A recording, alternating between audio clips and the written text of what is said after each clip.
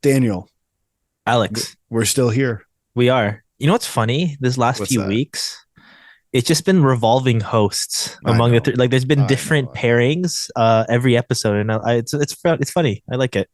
I'm pretty sure the last time it was just the two of us. I said that we should rename the Rocket Richard Trophy. So let's this time around, I'm gonna try to not say anything that will get me in trouble from certain people.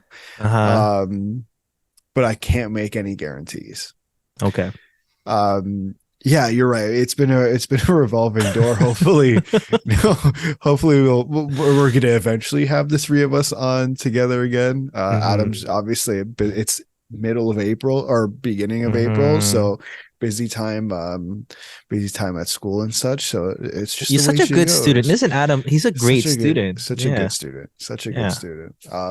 But let's get to the hockey. I mean, we don't have a lot to talk about today, but we do have some stuff. Let's start. You know what? Let's start on a good note. Okay. Okay, let's talk about Chris Letang for a second. Chris Letang played his 1,000th game the other night. Yeah, he did. And what an astounding the Athletic wrote about it, but it's a crazy feat for what he's been through in his career. Two Exactly. strokes, various injuries. Be even okay during the cup runs, like in 2016, 2017, I wasn't sure if he was going to come back. And he still managed to grind it out, gets that longer extension that's going to more or less keep him in Pittsburgh. Oh, I It's a crazy lost. thing. Sorry, I lost you there for a second. Say that last sentence one more time. It's a crazy thing. Just to look back on everything that's kind of happened with the Chris Letang Yeah. and to have this longevity despite it all, despite all of the health concerns, despite of all the injuries of what he was been going through. It's crazy to look back. No, it's an absolute achievement you brought up. Obviously, the two strokes, one happening this year, one happening many years ago now. And his resiliency in coming back, I think, is something you uh, look at with Chris Letang, and I think that's obviously a standout argument for for Chris Letang, and like just the the impact I think he's had on that team. Like, I mean, listen, like he is with you when you look at that Penguins core, he is next to some pretty big names, and I think he's really kept up with them. Obviously, like I'm not. You have Crosby and Malkin there too, and Letang has been consistently one of the better defensemen in the NHL. Maybe not as high the last few years, but in his prime. Like remember, he is 35 years old. He'll be 36 in a couple weeks. But in his prime, he was one of the best defensemen in the NHL.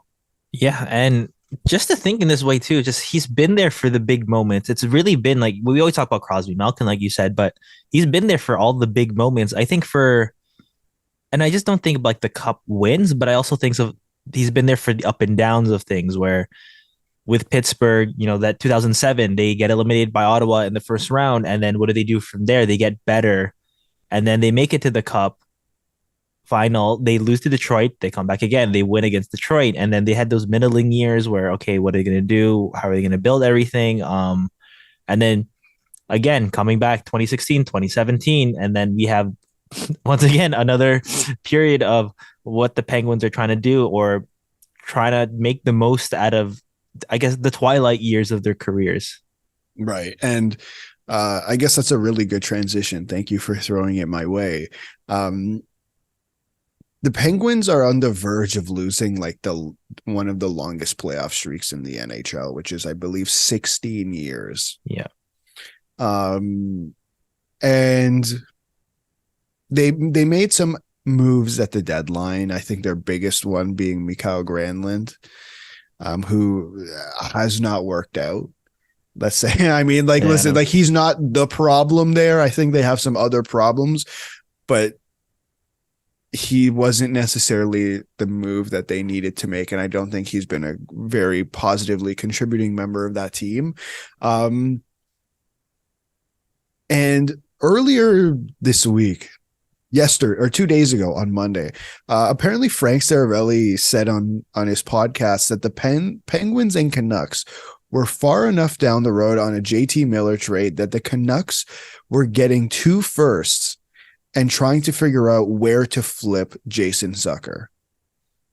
I, I think we've talked about that before, but just two things is funny. Just how did Vancouver not say yes to that? And second, what is Ron Hextall thinking with that contract? I think one thing I look at is the Jason Zucker trade. Like it just didn't. I don't think it worked out in my opinion. I think for what you gave up to get him, and he never reached that 30 by 30 player. I think Pittsburgh thought they were getting. He only really had that for one season in Minnesota, and then it wasn't even the season that he was on the verge of getting towards when they first got him.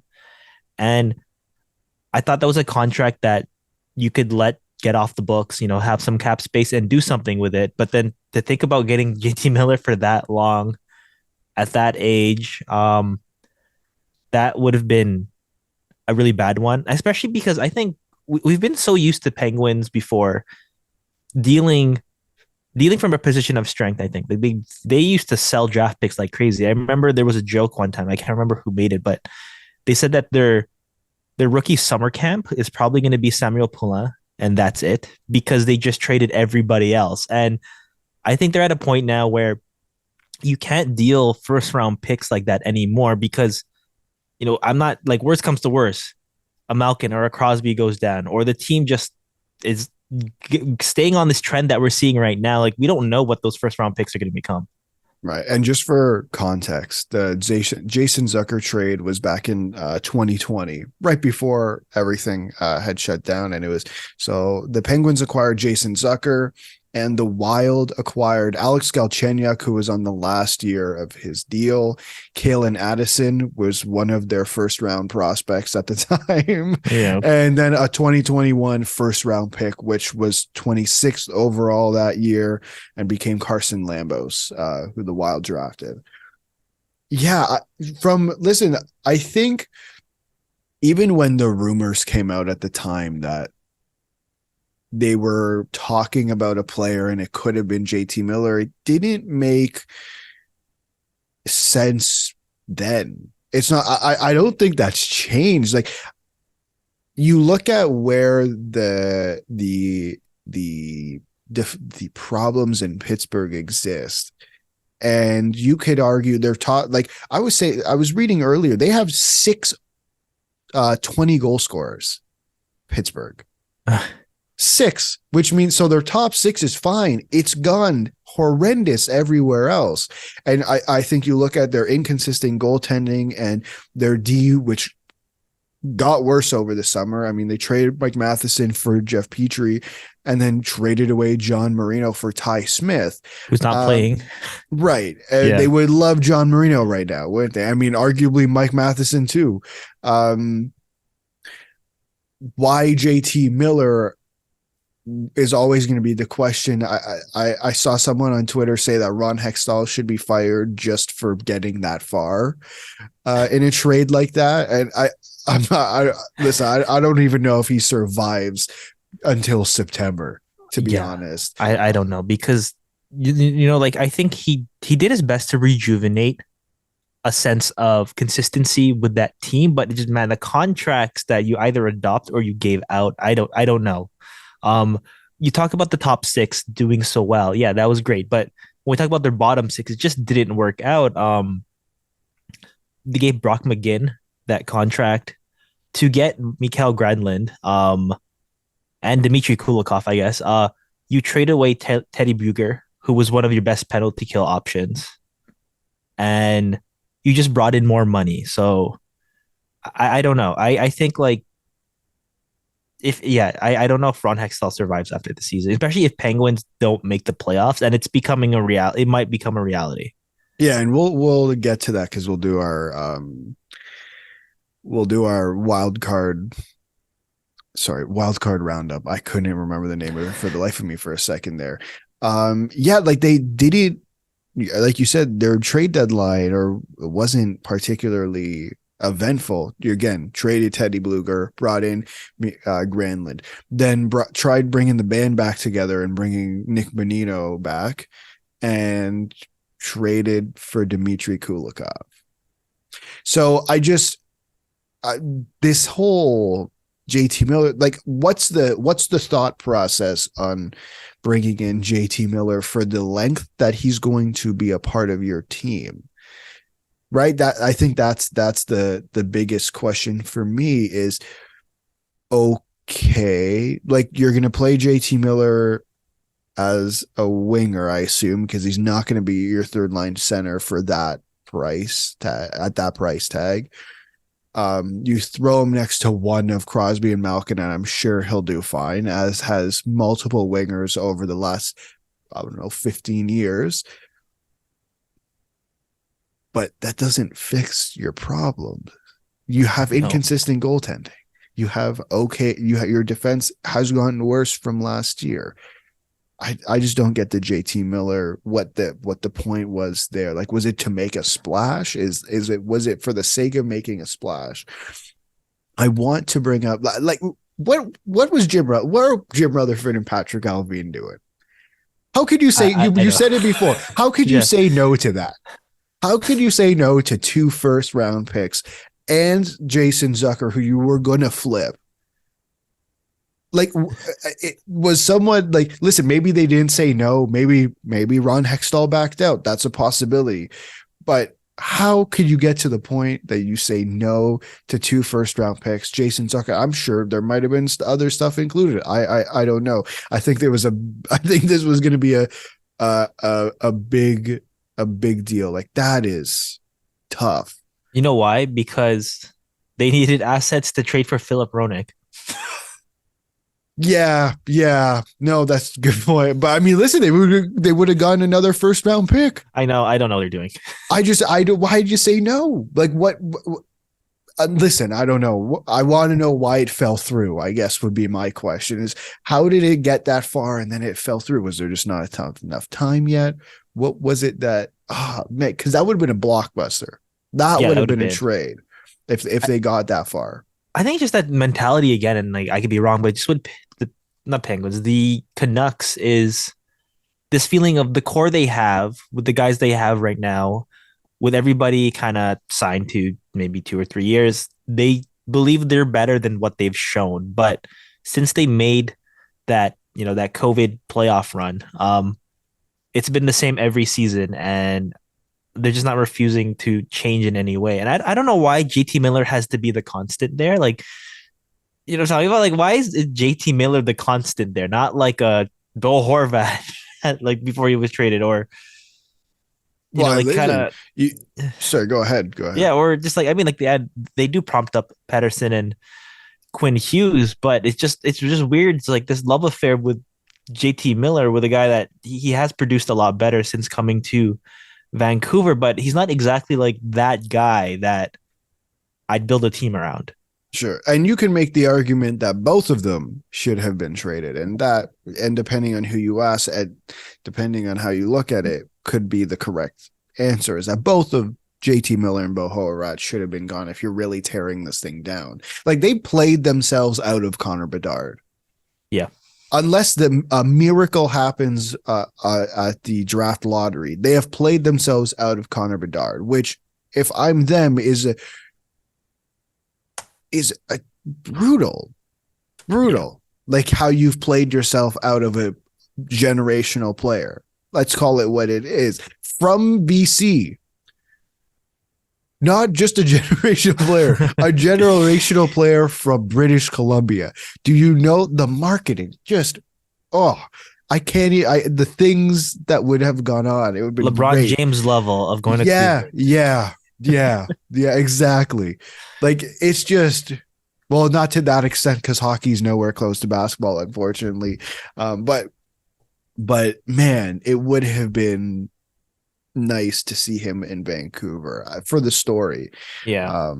Obviously, let's go from one. Well, we were talking about the Penguins, so from one Pennsylvania team to another.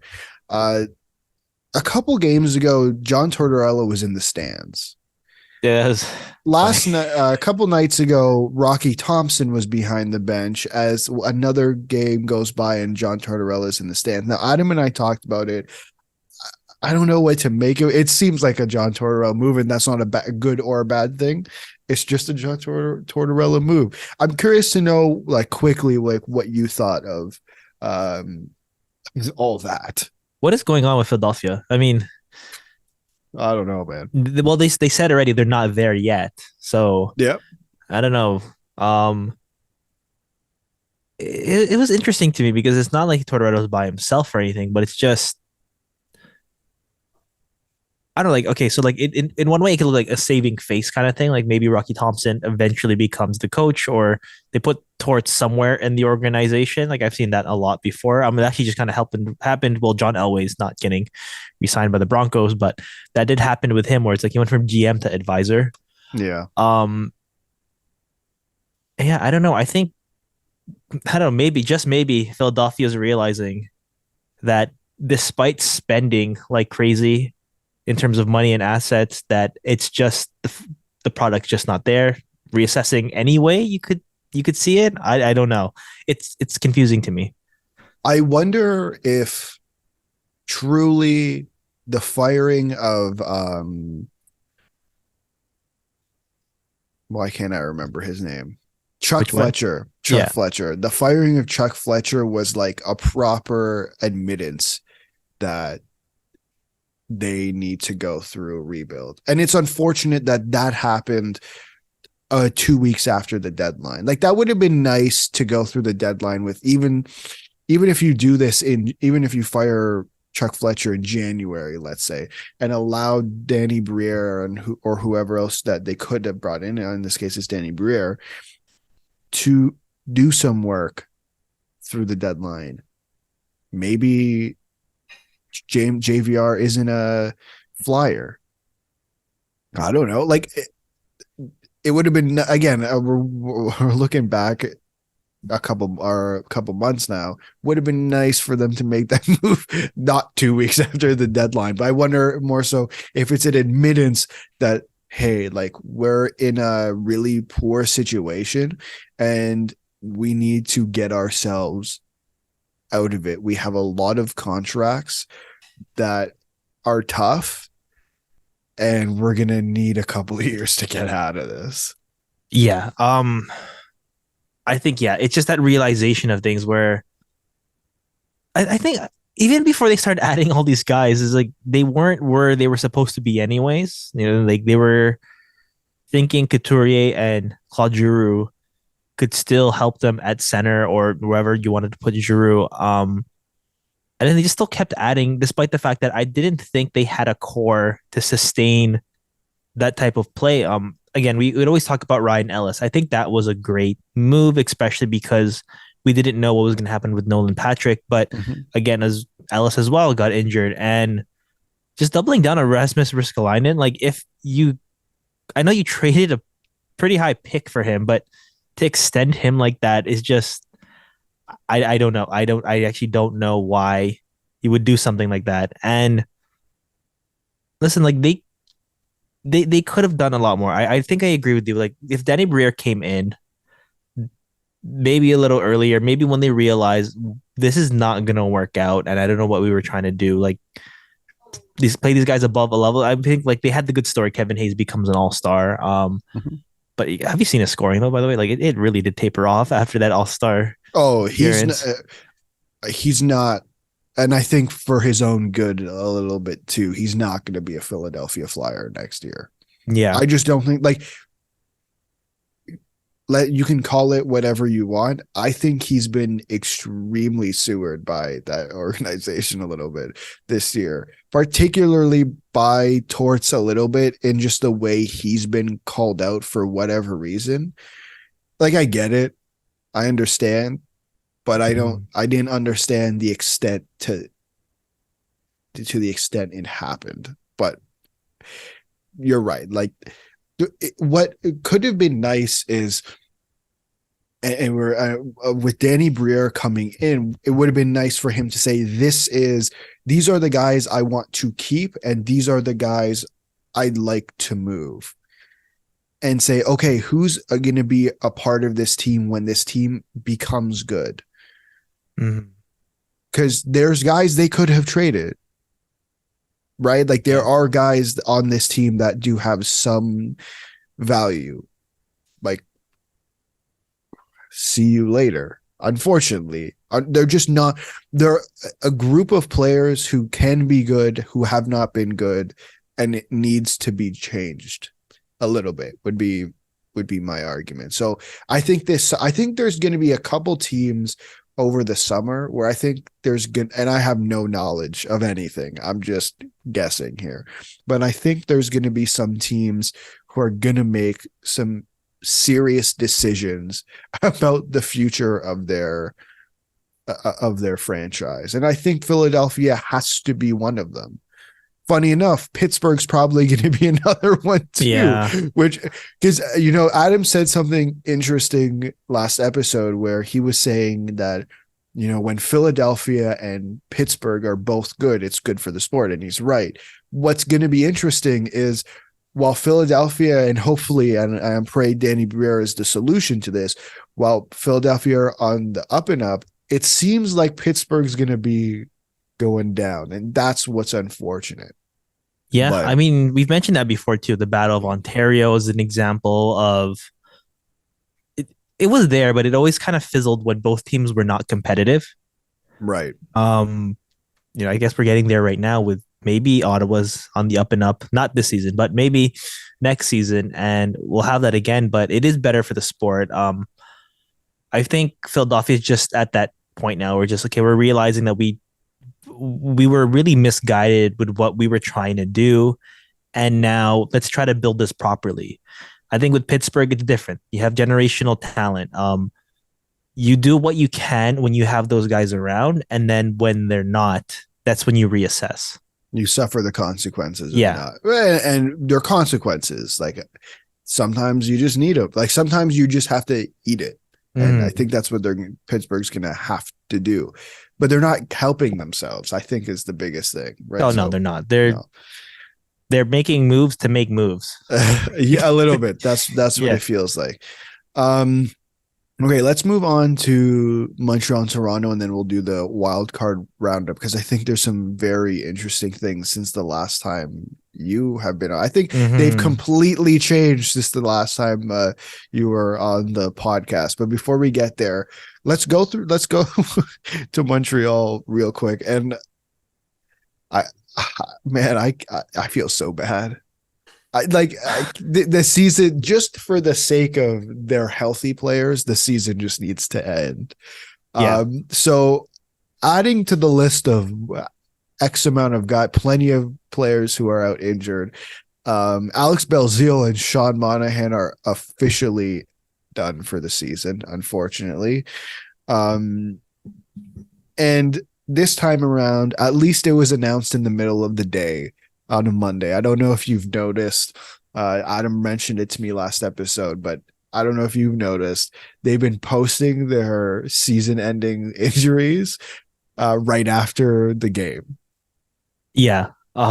Like we Adam has mentioned it before where, a loss for them, it is in a weird way. It is the win for now, but they really need the season to end. I think that this has just been we use the word a lot transition, but it's more of just the growing pains of what a rebuilding team has to go through if they want to get to the next level. And for Montreal, it's just the support's always going to be there. It's going to be like the Leafs, no matter what. It's just end the season right now. Like the injuries, I didn't expect that to happen like this. The injuries, especially.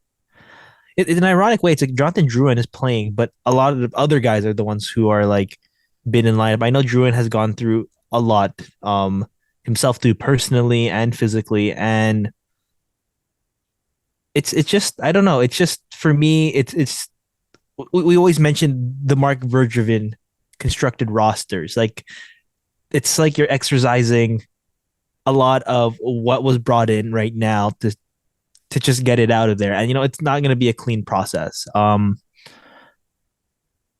They have a lot to figure out in the off season, so Yeah. it's going to be a fun one, especially for Adam. And it's gonna be one where I see that like it is gonna be another bold step into what they want to build moving forward. It's just kind of unfortunate that yeah they have so many of these injuries mounting. It's incredible, like in not in a good way, how many injuries they have. And listen, I'm not trying to like create controversy. I'm like, what is going on? What is happening in Montreal that this is happening? Like, what am I missing? But that's it's they have I think 5 more games left, so like fingers crossed no one else No one gets injured. no one else gets injured. But there was an interesting thing on insider trading that the Habs, and they're not the only team interested in doing this, but they're the one of them. The Habs are open to moving Florida's first round pick. I think Columbus said the same thing about LA, and they'd be interested. The only way they'd be really interested in moving it is if they do something like Kirby Doc, similar to what they did last year with Kirby Doc, which was essentially bringing in a young player. Um, Listen, like Florida's gonna be. I think they traded Romanov and pretty much got a pick in the similar range to where Florida's pick is going to be. If we don't know if they're going to make the playoffs yet, it's still up in the air. Even if they do make the playoffs, they will be playing Boston. Yeah. Listen, I think they're going to the Eastern Conference Finals. Boston, honestly, they're probably going to the Cup Finals if you ask me. So that pick is probably going to be somewhere around where the pick they got last year's was. So I'm sure they could get a nice young player for that. I don't know if you do that, use that pick in the Pierre-Luc Yeah. Dubois trade. Maybe. I'm trying to think I of like don't what's know. a similar young recent prospect that like a recent draft pick that maybe it isn't worked out in his current like team to That's a good want to go question. to Montreal and like maybe rebuild that career and reputation because like Kirby Doc was a perfect fit like that, but Okay, I you have know, an idea. okay, I'm just trying to think of from an organizational perspective, what is the one thing that they don't currently have? Um, and I know they have future Vesna winner Sam Monbel, but mm-hmm. is it possible?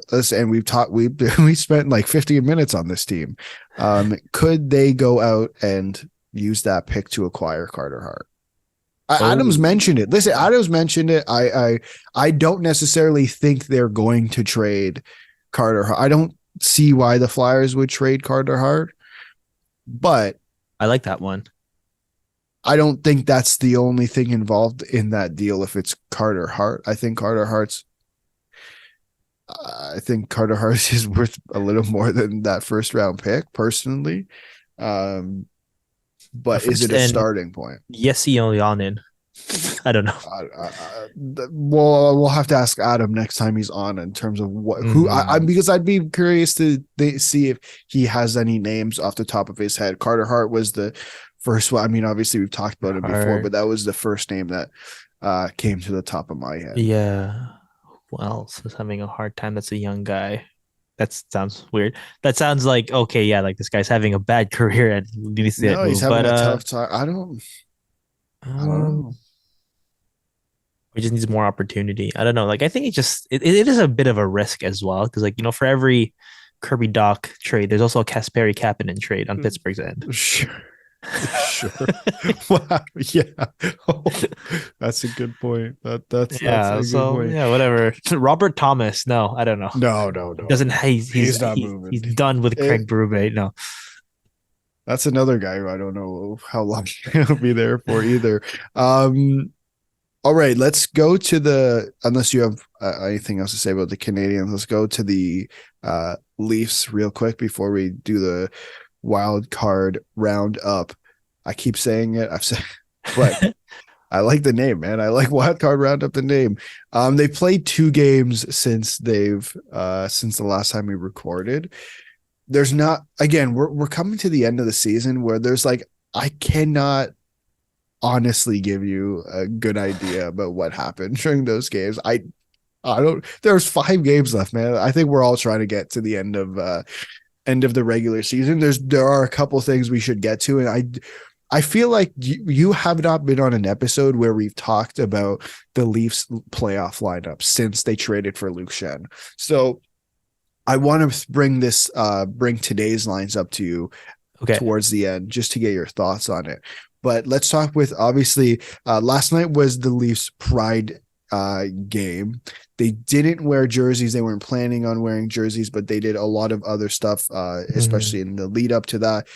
There was one player who did not participate, and that was Ilya Samsonov. And again, I I don't know what else to add here. Like he had said that it was for his family's safety, and I brought it up I think 2 episodes ago. I don't remember which player it was. I had brought it up about I just wanted because he so the whole thing was he's participated in the past, and Yeah. my whole thing when it comes to um Russia is what's drastically changed. I know there's a war going on. I'm There's a well new law aware. recently in Russia Okay, about it. fair, Yeah. but that's let's not pretend that that country's views on the LGBTQ plus community has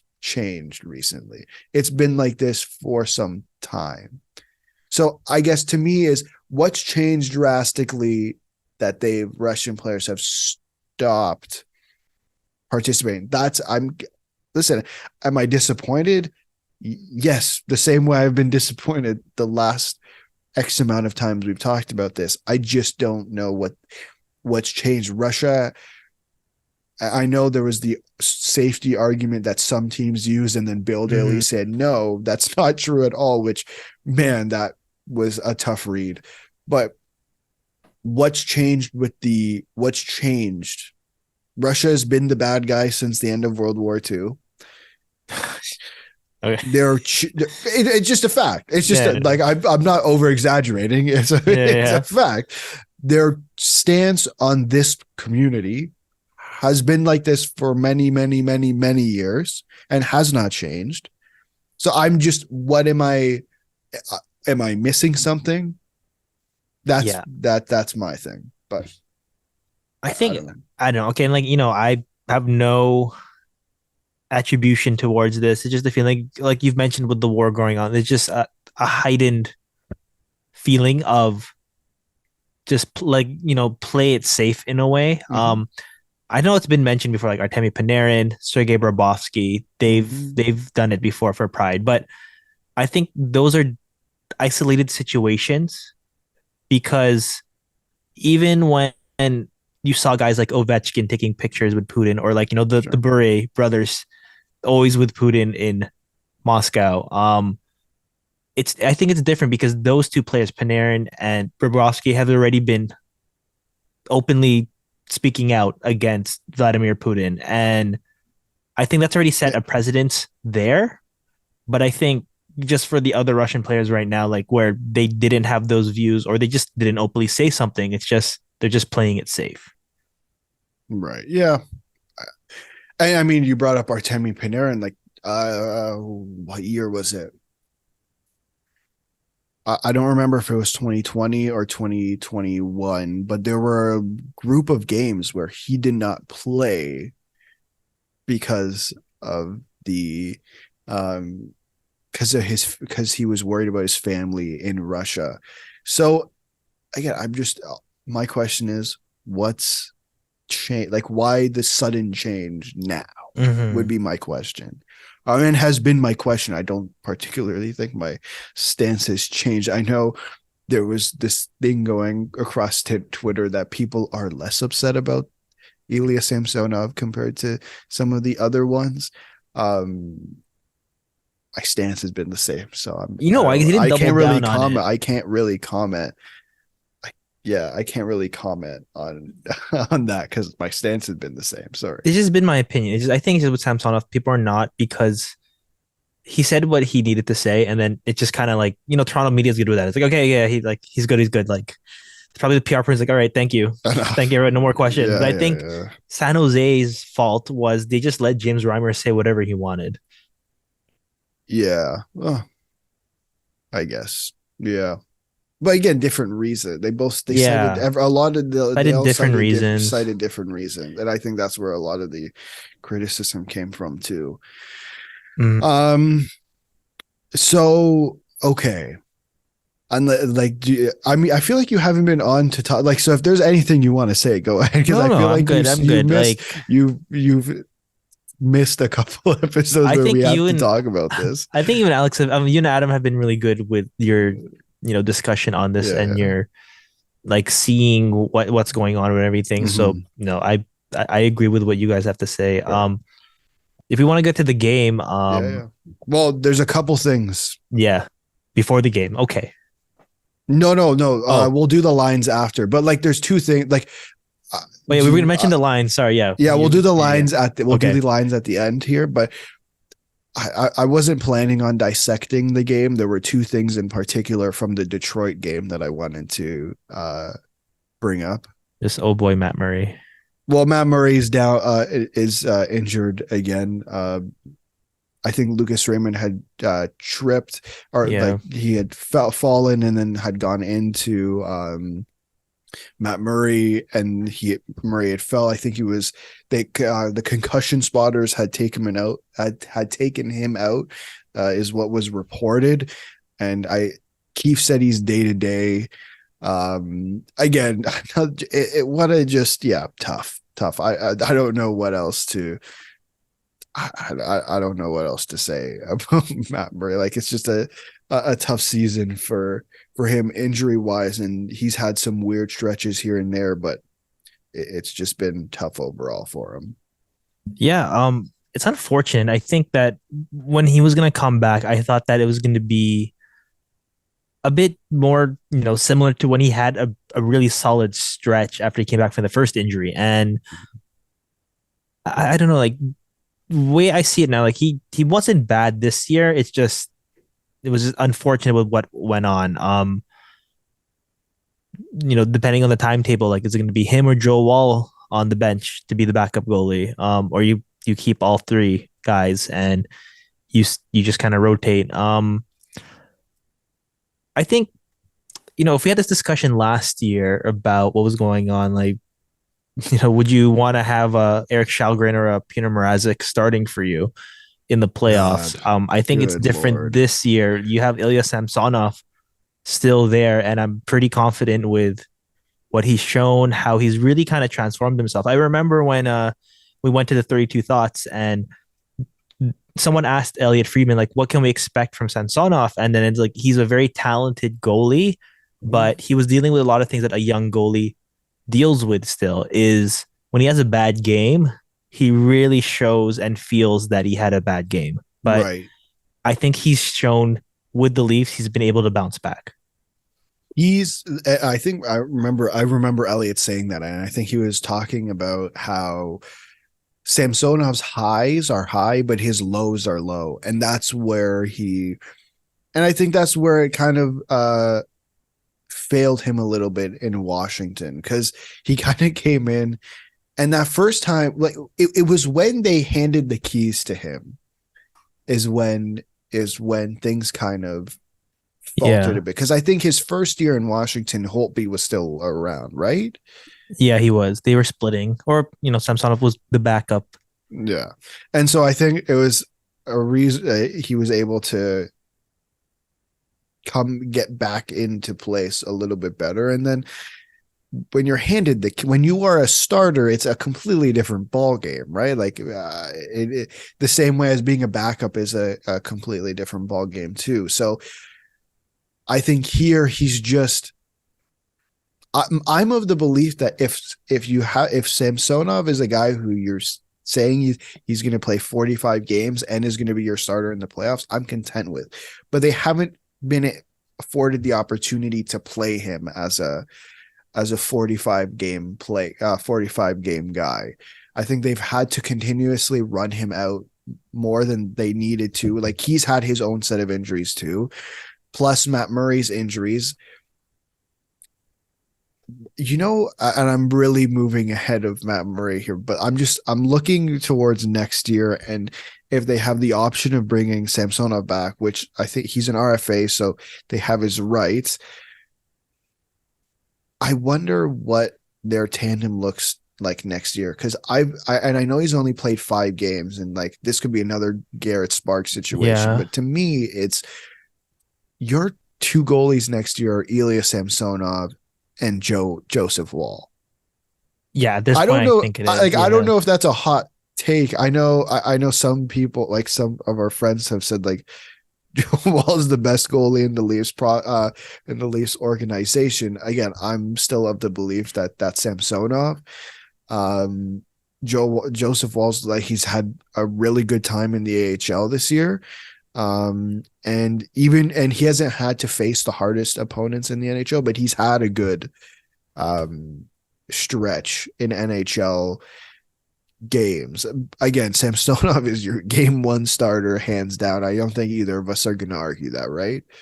No, yeah, he is the number one guy for Right. now. The only thing is, I think the reason why people might think it's a hot take is because Matt Murray still has one more year after Right, this, right. and I'm just not sure what you do with that. Yeah, Based on skill, if you can bring back Samsona, like based on maybe not skill, but based on reliability, based on, I don't know, like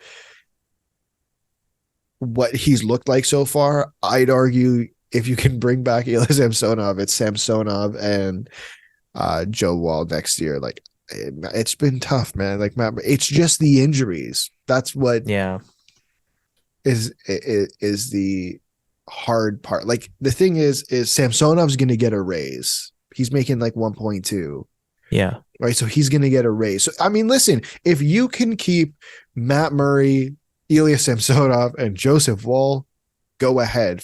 If you can find a way to do that. I'm just gonna check quickly. How much would it be to buy out Matt Murray? Daniel, please. Like, if Matt, I don't know if that.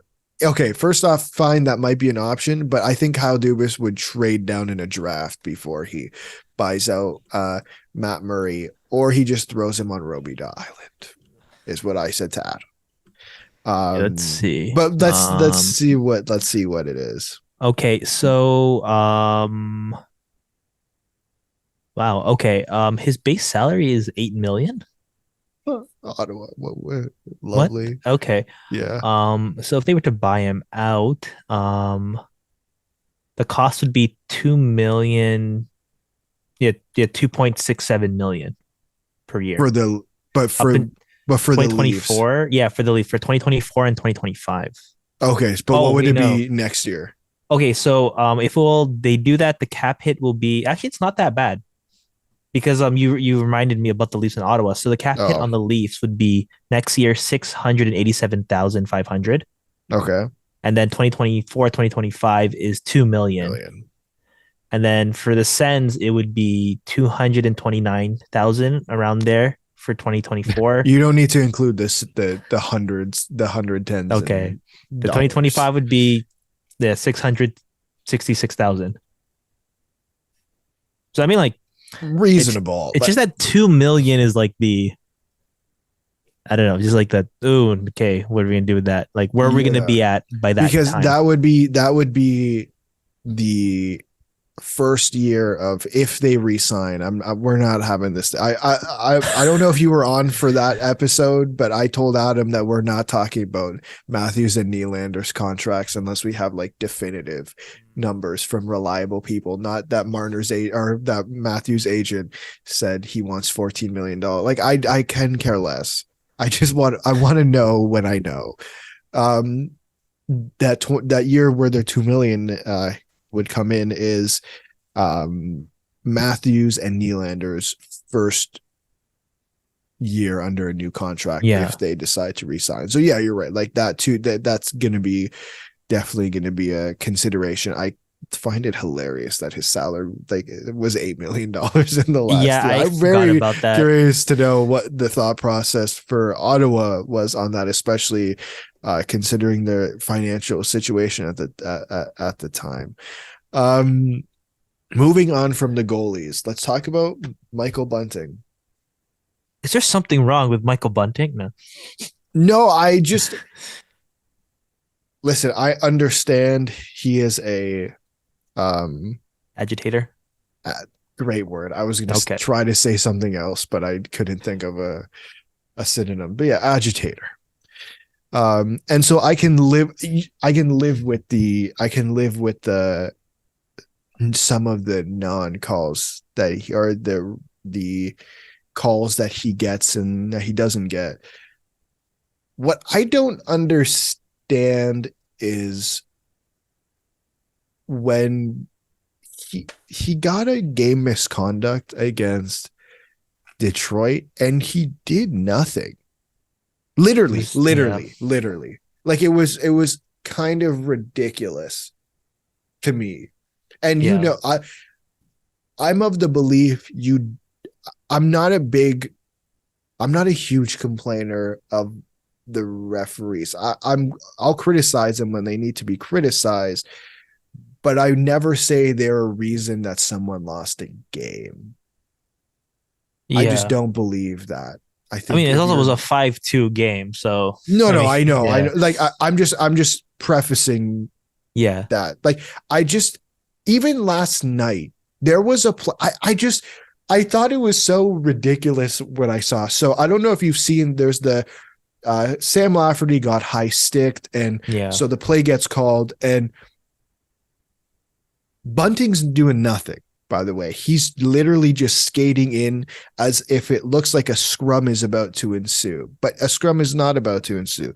So he skates in, and I don't remember who the Columbus player was, grabs him, but literally the look on Bunting's face is I'm doing nothing. Hmm. He's literally standing there. It's as if Kyle Dubas and Sheldon Keefe told him to do nothing. Yeah. And the ref grabs him. I was I just didn't get it. I didn't get it. I'm not like I don't understand. I know Keefe was like Dubas is gonna or Kyle's gonna talk to the league about that, and I saw Boston fans chiming in. I'm like, sorry, are you telling me they were complaining about how Brad Marchand's treated? I'm like, are you insane? First off, I watched how many years Zdeno Chara just do whatever the hell he wants. So I just the irony of Yeah. Boston fans to talk about refereeing. First off, I'm sure he gets. It's the reputation thing now. I Oh think yeah, Freeman also mentioned too, just like, Kadri had that same treatment as well as a Leaf. And I don't know. It's just like that. But I don't know. It was weird to me too. Like I remember the Lafferty hit and Bunting did nothing. Like it looked I like was in yeah, awe. yeah, it I was was like in the awe. angle I is like, was in oh, awe. something's gonna happen. He's like, no, he's just there. No, it was just there. Listen, and you know what? I think the from my perspective is in Adam I was talking texting Adam about this too, and he's like, here's the thing, like even when he was getting the game misconduct, Bunting he wasn't agitated. He was literally trying to talk to the refs, and the refs weren't having any of it. So to me, it's like, do I think it's ridiculous that some of this is happening? Absolutely. And I'm Yeah. sure he does too. But at this point, he's got to do and he's got to say absolutely nothing. I out of sight and out of mind is I think some people would say, like, just do your job. You're gonna be like if you're gonna be an agitator, but you cannot react like that. That's Yeah. it. And I don't mean like don't try to talk to the refs. I mean don't blow your head like he's done multiple times throughout the year. I think it's a little ridiculous of some of the things that's happened recently, but I can understand how we've gotten to this point. So my thing is, okay, out of sight and out of mind. Do your job, be a little bit of an agitator, but you cannot lose your cool. Yeah, you know what? That's a really good comparison. Like you brought up Kadri, and I think that's a really good comparison as to what's happening. I think he just needs to calm it down a little bit. or a comment that he needs to do what he's doing now, essentially. Like he didn't do it. To me, is like if you look at Detroit and you look at Columbus, I think the way he reacted is how he should react. That's it. There's no yelling on the bench, losing your cool, whatever. The way he reacted against Detroit and Columbus is my expectation of him, to be honest. That's it. Used on the treat like of Bunting. I know that Mm. what type of player he is Yep. and everything, but it's a guy at least trying to clean things up, trying to kind of show like I'm playing the game, Yeah. I'm doing my job. I didn't Listen, do anything else. listen, we all know the NHL and their referees are like literally the mafia. But again, that's just the circumstance of the situation. You have to deal with it. I think we spent like the first 2 years of this podcast yelling about the referees, and I at this point I can't do it as much anymore because it's like screaming at a wall. Like I'm not going to get a response back from anybody. So I don't know. I don't know what else to say. Like, should this be the way it is? Probably not. He's just gonna have to change his game. He's gonna have to adapt, would be the word. Yeah. He's gonna have to adapt to his current circumstances. And until those change, what do you want me to do? We can bitch and complain all we want. That's gotten us nowhere. It's interesting So to see like what's gonna happen now getting into the playoffs. How is he gonna play? Where is he gonna play? What's gonna so happen? Yes, Daniel, did you do that on purpose? I did. Thank Yes. you, thank you. So, all right. So Adam and I think we've spent a couple times while you weren't here, unfortunately, trying to figure out what the lines, or more so the defensive pairings, are going to look like. And I think we have an idea of what the defensive pairings are going to look like.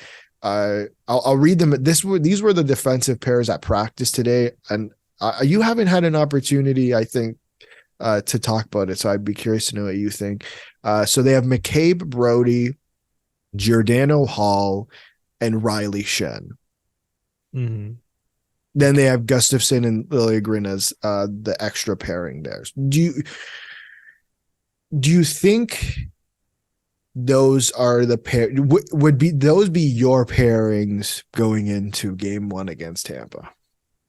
I like it except the Justin Hall one. I know like it hasn't been as bad, but it's just I don't know. Like eventually, like will Timothy Liljegren get into the lineup with what they have, or will we wait to see like we want to see more of like that grit from the other lines? Mm-hmm.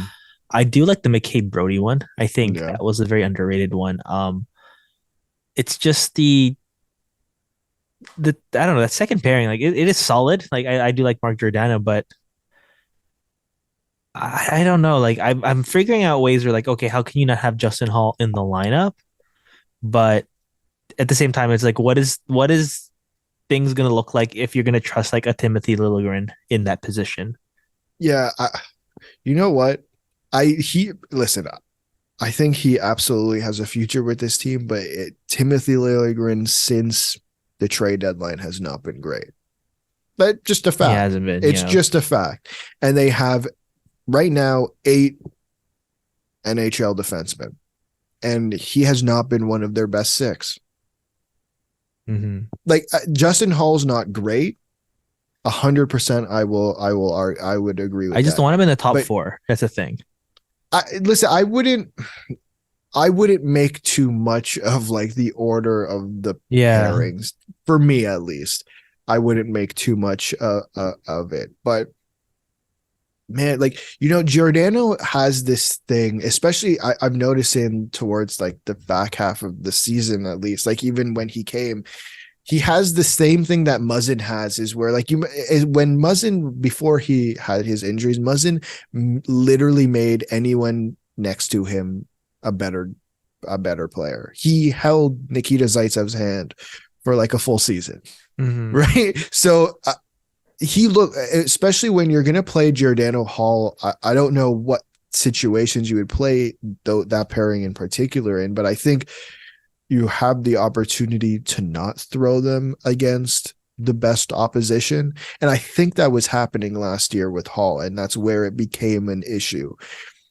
I think with McCabe and Brody being your, this is the guy, these are the guys we're going to send out against the best players. And I think it's worked out quite well the last few games. I think with McCabe in particular, he came out really well, had a bit, and then I think the adrenaline, we'll call it, wore off, and I Yeah. think he's becoming more comfortable, would be the word I would use. But I have one more question for you about this defensive pairings. Okay. It only took a year, or sorry, it only took over a decade, but we finally got the defensive pairing of the future in Morgan Riley and Luke Shen. How does it feel? Oh, it's so good. Oh my gosh. I think it's really kind of bridged what the development Oh man. was looking like. I'd like to thank Cliff Fletcher and Brian Burke for helping construct the pairing that I needed. I wanted growing up, right? Like you Right. look at that's like future. That's the future right there. Even though I think they never actually played with each other because No. the lockout happened, Mm-hmm. and then when they were coming back, Luke Shen got traded for JVR. So they actually never played with each other Nope. before. That's Nope. crazy. Now they do. No, Yeah. now they do. So let's go to the forwards real quick, and I'll go through the four lines they have, and I want to know: do you think this is game one? This is the game one lines, or do you think, or what would you change? I think about them would be my question. So I'll go through it. They have Bunting, Matthews, Yarncrook, Nylander, Tavares, Marner, Stack. Kerfoot, O'Reilly, Achari, Zach Aston Reese, David Kampf, Sam Lafferty. Okay. Yeah, I'm pretty good with that. It's pretty interesting to me with the Jordan Kruk one why he's going to be on the first line. I think he's earned it. I Mm-hmm. think he's played very well. He's doing his career high in goals. It's just interesting to me that like Nylander and Marner are going to be on the same line. I know. That's the only thing I don't Um, know if I that's a like. very very skilled line that I do like it. It's just in the playoffs when you want to have your best top six. Like, is that enough to give Matthews those guys you could pass the puck to? Mm-hmm. I listen. They've ran a line like similar to that in the over the last since the deadline, and it's been good. Ideally, your top six is, to me, Yarncrook, Matthews, Marner or Nylander, and then Bunting, Tavares, and the other of Marner or Nylander. Yeah, To me, that's your ideal top six. I think when you put, for whatever reason, like Yarncrook with Matthews and one of Nylander or Marner, I think has looked really good. Like yeah, surprisingly, wow, this actually works. I think his Yarncrook, it felt like he had struggled a little bit when he was playing in the bottom six, or it didn't look like they were getting everything out of him. And then as soon as he play, it's like crazy. You play a guy next to some really good player, play a good guy next to some really good guys, and it makes yeah. him better. Like it's wild. So I think that's something they look at. And I know Adam's a really big proponent of this, so I'm going to ask you the question too: is O'Reilly? Do you play Matthews, Tavares, O'Reilly separately, or do you put O'Reilly in the top six? I think you put him.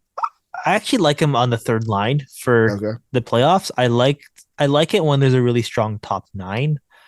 Um, I don't trust Alex Kerfoot, to be honest, playing center on the Yeah. third line. Yeah. Yeah. I think he just will be a good complementary piece or someone in the bottom six. So I think if you're gonna go for the way playoffs are, it's a bit slower. You don't know how the matchups are always going to be like in terms of the lines. I'd like O'Reilly on the third line and just have that crazy top nine. Again, we're gonna bring up Pittsburgh again. That's what I loved about them during their cup runs. They didn't stack Malkin, Crosby, and Kessel.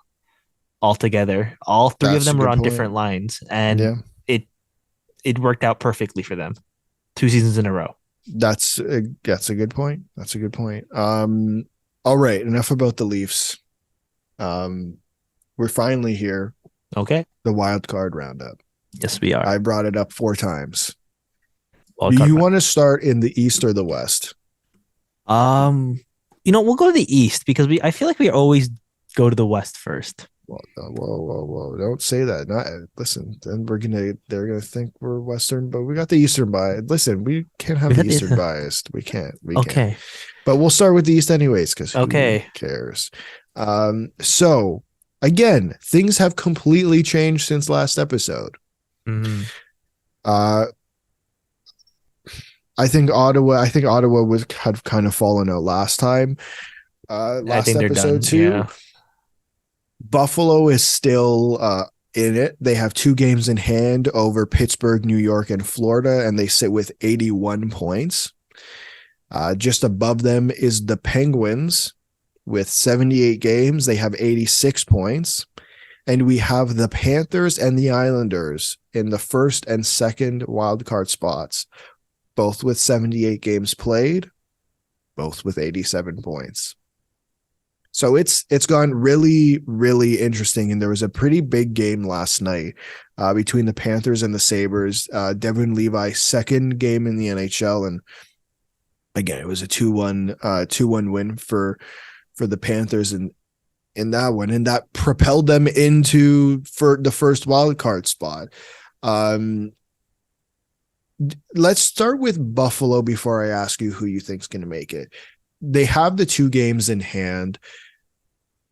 They're still, even with those, even let's say they win those 2 games in hand, they're still a point behind Pittsburgh, 2 points behind Florida and New York. I'm just going to pull up their schedule real quick now. And as I tell you, they have Detroit, Carolina, the Rangers, the Devils, the Sens, and the Blue Jackets to finish out their season. Do you think their chances for a playoff spot are done, or do you think they still have it in them? I still believe I still believe in them. I think there's something just likable about this Saber squad that they could try to get it done. I think that no matter what happens, progress in every way for Buffalo. I think of the guys they have there, the prospects on each position, everyone's gotten a lot better. I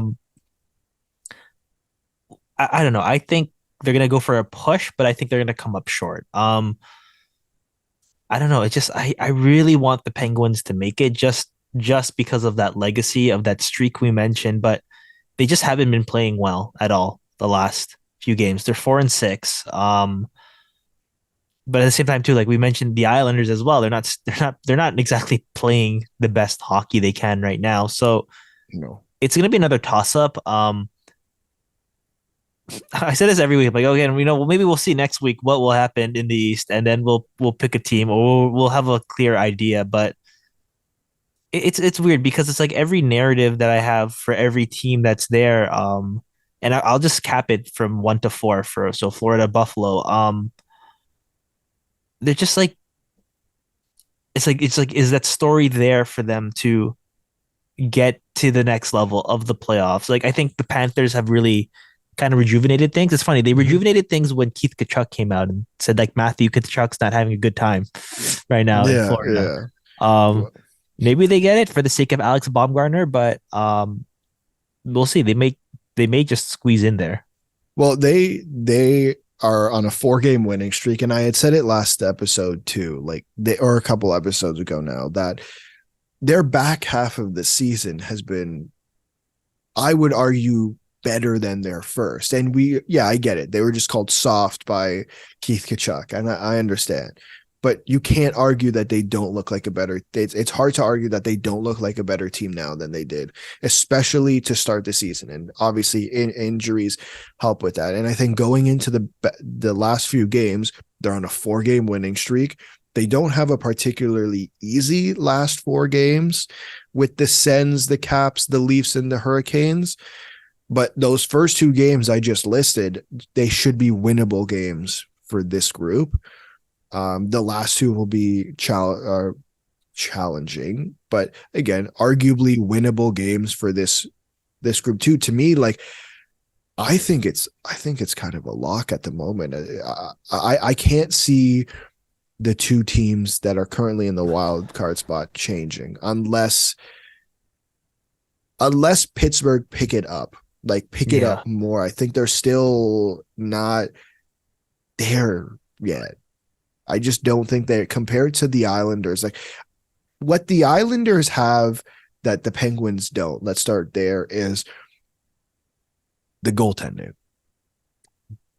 They don't have Ilya Yeah. Sorokin. And again, I'm of the belief Ilya Sorokin is the third best goalie in the NHL. Penguins don't have anything close to that right now. No, they don't. And even compared to the Panthers, like the Panthers are heating up at the right time. The Penguins are not heating up right now. So to me, it's those two teams who it's Florida and the Islanders who I think make it out of the East. I'll just flip it. I think Pittsburgh will make Okay. it. So Okay. Florida, Pittsburgh is my pick. Okay. Fair. Yeah. Let's go to the West to wrap up the show. Again, things have gone quite interesting. I think Seattle's kind of solidified themselves for that first Yeah. wild card spot. They really, it's going 6-3-1 in their last 10. I think they've really stepped it up a little bit. I think not Nashville, St. Louis was like officially mathematically eliminated Yeah. a couple nights ago. So we're down to 3 teams.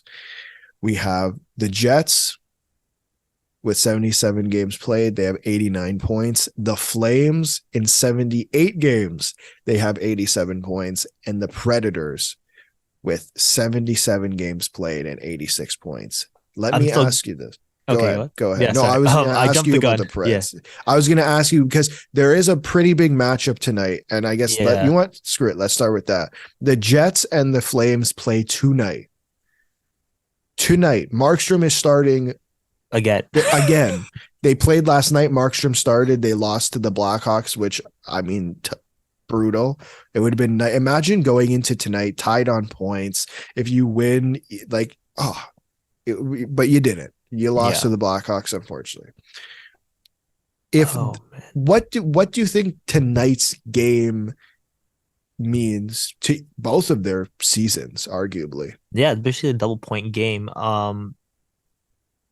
Yeah, I think the Jets, like, if they really want to keep that spot, they really have to win tonight Right. against Calgary. I still believe Nashville had some fight in them. They're 5-5 since the last 10. Not really a bit of an upswing there. Flames just had that one bad game last night, but I don't know. There's distrust in Jacob Markstrom right now, especially he played already. He wasn't good. They're going back with him, and I think because of that, I'm just gonna go with Winnipeg winning tonight. They have Winnipeg winning, and you think Winnipeg, come the end of the season, come in like 2 weeks, not even, do the Winnipeg Jets make the playoffs? Um, you know, I'm still gonna go with Nashville. Right. It's such a good story. Yeah. Right. It's Yeah, such I'm a going good story. Seattle, Nashville. That's my choice. Yeah, man. I just listen.